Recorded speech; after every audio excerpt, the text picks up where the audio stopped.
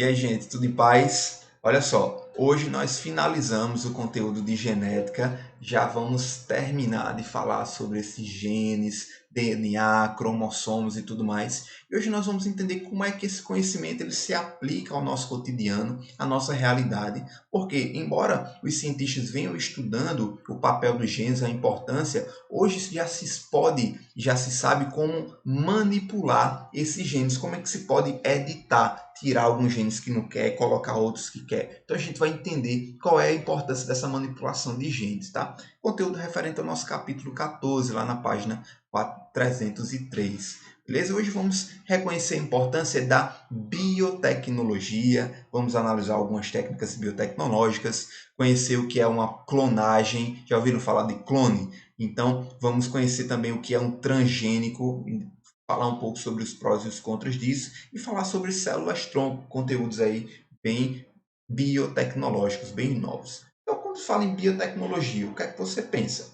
Nada mais nada menos do que a união entre duas áreas, né? A biologia com a tecnologia. Quando a gente fala de biologia, a gente fala de várias coisas, de micro-organismos, DNA, genética, célula, né? Falamos de evolução também, de plantas, de animais, de tudo dentro da biologia correlacionado com tecnologia. Quando a gente fala tecnologia, pensa logo em computação, em robô, em engenharia e tal. Então, colocando esses conhecimentos tecnológicos junto com o conhecimento de biologia, a gente tem a biotecnologia, essa grande intersecção, essa união entre duas áreas.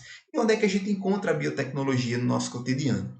A gente aplica principalmente na agricultura e na pecuária, né? Existem vários organismos que são modificados geneticamente por meio das técnicas de biotecnologia. Nós encontramos até na mineração, é isso mesmo, a utilização de seres vivos, né, de bactérias, por exemplo, que ajudam na degradação de minerais, na retirada de minerais do ambiente. E também está aplicado a biotecnologia na nossa área da saúde, na produção de vacinas, de medicamentos. São utilizados também seres vivos para se produzir esses medicamentos, né? A insulina, por exemplo, que alguns diabéticos fazem uso, são produzidos por meio da biotecnologia, são produzidos em outros seres vivos. E além disso, está presente na nossa alimentação, em alimentos chamados de fermentados, né?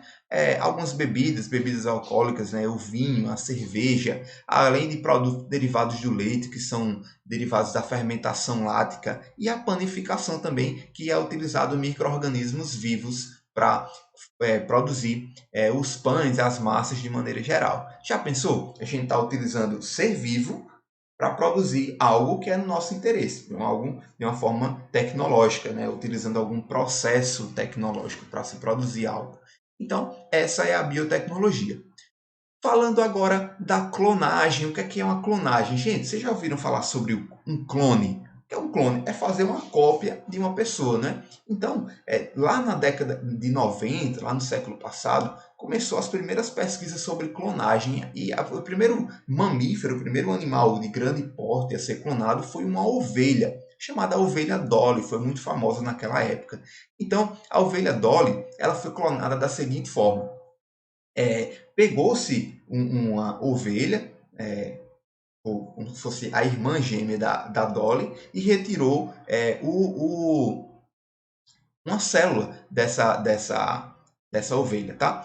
E agora apenas retirou o núcleo dessa célula, tá? Quando retirou uma célula da ovelha, pegou-se o núcleo da célula, ok? O núcleo a gente aprendeu que é onde tem todas as informações genéticas, todos os genes que vão codificar para as informações do indivíduo, certo? Então o que é que aconteceu? Em outra ovelha se pegou o óvulo, ou seja, aquela célula que vai dar origem ao embrião depois de fecundado. Mas foi o que aconteceu. Pegou-se o óvulo de uma ovelha de outra raça, que ia ser a chamada barriga de aluguel para clonagem, tá? A gente vê que são de raças diferentes aqui. Ela é chamada de blackface, né? Que tem a cara preta, é uma ovelha da face preta, e outra é de outra raça que tem a face branca. Então, o que aconteceu? Pegou-se o óvulo dessa blackface e retirou o núcleo desse óvulo e inseriu o núcleo daquela primeira ovelha da face branca. Então, inseriu o núcleo, lembrando que esse núcleo já é diploide, né, com toda a quantidade de cromossomos. Então, inseriu-se por meio de técnicas de tecnologia, por meio de impulsos elétricos, fez com que a célula fundisse o núcleo da outra, ok? Então, depois que essa célula incorporou o seu núcleo, daí foi induzido a proliferação, a divisão dessa célula, ou seja, que foi formado um pequeno embrião, porque começou a derivar de um óvulo. Depois esse embrião foi inserido dentro da barriga da doadora do óvulo, que ia ser a barriga de aluguel, para fazer a gestação. Foi implantada lá dentro do útero. Depois do desenvolvimento da gestação dessa ovelha, quando se nasceu a ovelha Dolly, que era nada mais, nada menos do que a cópia daquela célula que doou o seu núcleo, ou seja, toda a informação genética da Dolly veio do genoma dessa primeira ovelha que doou o material genético de uma célula dela qualquer. Então, para você ver que teve uma certa técnica, uma tecnologia que permitiu o surgimento de um novo indivíduo, que é o clone, que é a cópia daquele primeiro. E a partir daí começou todo aquele burburinho que pensava que era possível criar um clone de um ser humano. E aí, você queria que tivesse uma pessoa igual a você? Todas as características, todas as formas? Só que, gente, muitas pesquisas foram feitas, né? Muitas controvérsias também, questões éticas foram levantadas e até agora, pelo menos que a gente saiba, não existe nenhum clone formalmente na nossa sociedade, ok? Falando de melhoramento genético, é mais uma técnica biotecnológica, que, como o próprio nome já diz, é trazer um melhoramento de algum organismo vivo por meio de técnicas que vai modificar o seu genoma. Ou seja, a gente conhece os alimentos que eles são geneticamente modificados para serem resistentes a pragas. Então a gente vê aqui, por exemplo, o milho. O milho natural, sem modificação genética, ele está suscetível a ser predado por algumas larvas, por alguns parasitas, predadores, enfim. Enquanto que existem milhos que são modificados geneticamente, ou seja, o seu genoma é modificado, o DNA é editado e colocado alguns genes nele para que ele seja resistente a essas pragas, ok? A gente vê isso traz um certo melhoramento. Existem alguns alimentos que eles são melhorados, são modificados para ter mais nutrientes, para serem mais saborosos, tá? Então existem essas diferenças entre os organismos, ok? E quais são as consequências disso? Esses organismos que são modificados geneticamente, os organismos geneticamente modificados, porque a gente não sabe quais são as consequências que eles podem causar a longo prazo nos organismos. Embora que haja uma regulação para se identificar alguns testes de toxicidade, se esses organismos geneticamente modificados vão causar alguma influência nos seres vivos que os consomem, mas a longo prazo não se conhece ainda, não se sabe se pode causar alguma mutação genética naqueles que os consomem, se pode causar alguma doença, então é bem controverso o uso e a produção desses organismos melhorados geneticamente. E justamente eles são os organismos geneticamente modificados, chamados de OGMs. Esses organismos são modificados por meio de uma técnica chamada de TDR, que é a tecnologia ou técnica do DNA recombinante. O que é isso? Preste bem atenção. Vamos dar um exemplo da produção de insulina.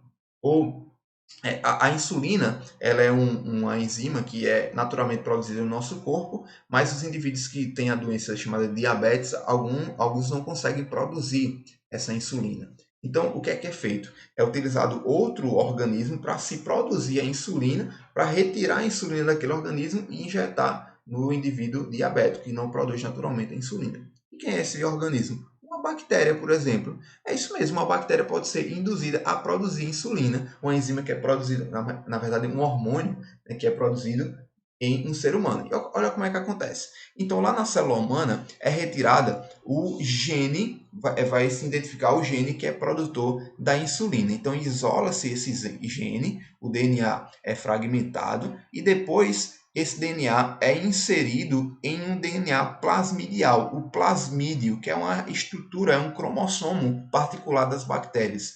Então, quando se insere o gene da insulina no plasmídio da bactéria, o que é que vai acontecer? Esse plasmídio ele vai ser inserido dentro das bactérias, vai colocar em um meio de cultura, as bactérias vão absorver esses plasmídios e depois as bactérias vão começar a crescer.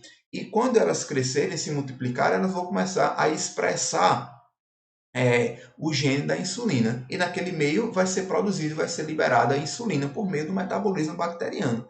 E a gente viu que tanto bactéria quanto ser humano produz proteínas da mesma forma, por meio do ribossomo, tem o DNA, RNA, tradução e tudo mais. Todo aquele processo. Então a bactéria vai conseguir traduzir o gene da insulina na sua proteína, que vai ter a sua ação, ok? Então, desse meio de cultura vai ser isolado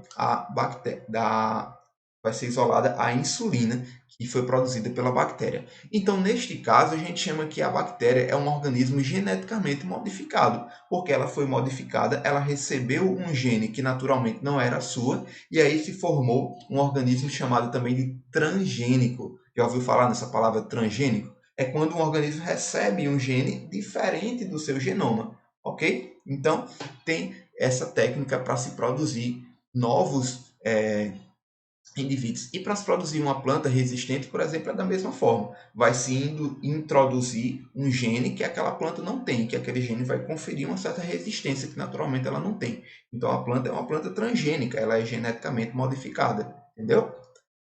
Por fim, vamos falar de células-tronco. Como é que as células-tronco elas podem ser aplicadas às nossas vidas por meio da biotecnologia? O que é uma célula-tronco? Você já ouviu falar nisso? Célula-tronco é uma célula que tem uma capacidade de se diferenciar em outras células do nosso corpo. Então, é uma célula chamada de pluripotente, ou seja, ela tem muitas potencialidades. Uma célula-tronco pode se transformar em uma célula nervosa, uma célula muscular, uma célula do nosso intestino, uma célula do fígado, enfim. Essa célula tem capacidade de se diferenciar. E o que é que a biotecnologia fez? Começou a estudar essas células, ver se poderiam induzir uma diferenciação específica dessa célula.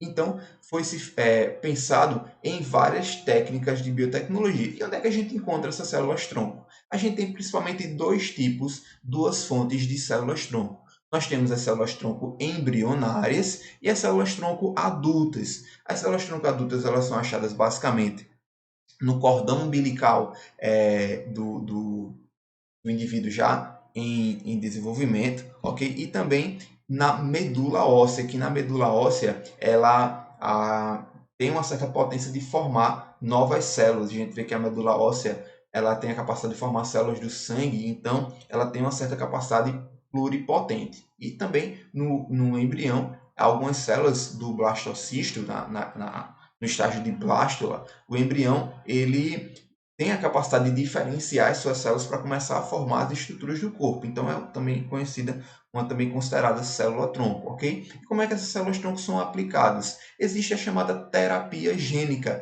que é tanto por meio da modificação do gene do indivíduo, né? Como a gente viu lá, o DNA recombinante inserindo novos genes nos indivíduos para induzir a eles a produzirem proteínas que naturalmente eles não produzem e também por meio das células-tronco, essas terapias gênicas. Olha só, como é que acontece isso? É obtida algumas células, tá? Pode ser do paciente ou de outros pacientes, né, de embriões que vão fornecer célula-tronco. Essa célula-tronco é induzida para ser diferenciada. Então pensa comigo, o indivíduo que sofreu uma lesão na coluna vertebral, na medula espinhal. A gente sabe que quando tem lesão na medula espinhal pode causar um caso de o indivíduo ficar tetraplégico ou paraplégico, sem o movimento das mãos e das pernas.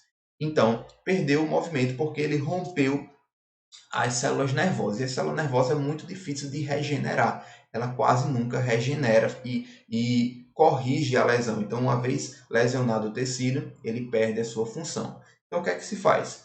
Retira a célula-tronco, obtém-se essa célula-tronco e induz a célula-tronco a se diferenciar em uma célula nervosa.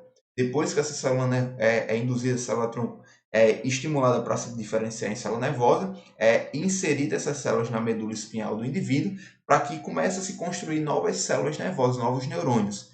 E a partir dessa diferenciação, os novos neurônios vão reconstruindo a medula espinhal na região onde foi lesionada, e aí começa a regenerar o funcionamento e, consequentemente, o movimento daquele indivíduo que perdeu essa movimentação. Então, quando a gente pensa assim, é uma coisa bem bacana, né? Que é possível curar algumas doenças, algumas sequelas por meio das células-tronco, não é verdade?